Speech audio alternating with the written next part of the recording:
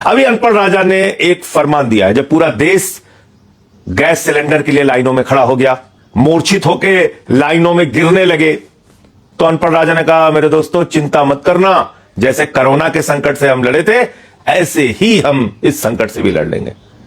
अरे ये संकट एक अलग तरह का संकट है।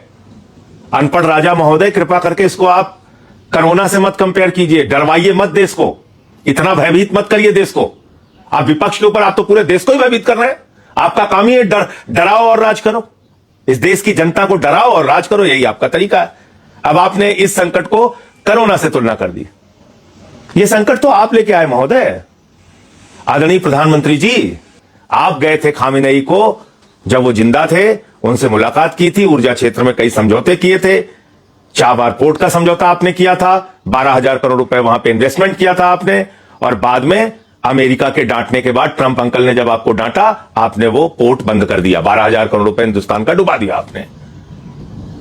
आप एक दब्बू बन गए हो, पिछड़कबू बन गए हो, आपकी कोई न सोच है न कोई विदेश नीति है।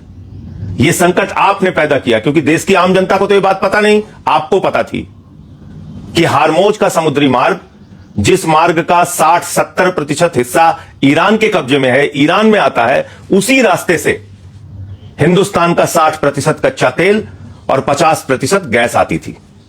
तो उस ईरान देश से आपको अपने रिश्ते बिगाड़ने की क्या जरूरत थी, जिसको आप खुद कहते थे कि वो इतिहास से भी पुराना हमारा दोस्त है।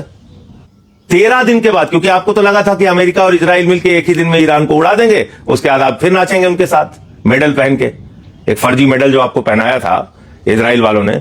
इस देश की जनता को पता होना चाहिए वो पुरस्कार पहले था ही नहीं, मोदी जी के लिए वो पुरस्कार बनाया गया था, फर्जी मेडल वाला, और गले में डाल दिया। अब मोदी जी उछल के चले आए यहां पे, बोले युद्ध शुरू करो अंकल जी। ट्रंप अंकल ने और इजराइल ने युद्ध शुरू कर दिया। इनको लगा था 2 दिन में पूरा ईरान खत्म हो जाएगा, फिर हम इजराइल और ट्रंप के साथ मिलकर नाचेंगे। बातचीत की, ईरान के राष्ट्रपति ने भारत के प्रधानमंत्री के बातचीत को नोटिस तक नहीं किया, ट्वीट करके भी नहीं बताया कि हां हमारी मोदी जी से बातचीत हुई।